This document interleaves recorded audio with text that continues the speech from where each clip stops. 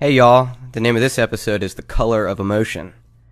A few years ago, I was lucky enough to have the chance to curate a show of fine art prints at the Mongan Center at the Fogg Museum at Harvard.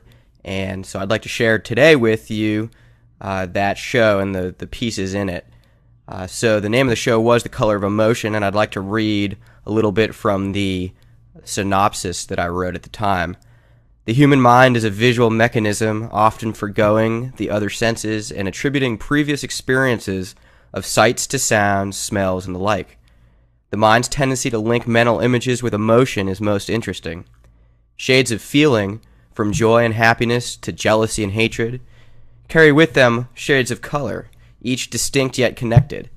It is this interdependence which challenges the mind, linking emotions in a whirlwind of color, a never-ending spiral. Many get lost, stuck at one of the more troublesome stages of this path, forgetting that just beyond their anger and despair is peace and happiness. We see here Paul Mogensen's Spiral on Blue Square from 1981, and its spiral of color will guide us through the exhibit.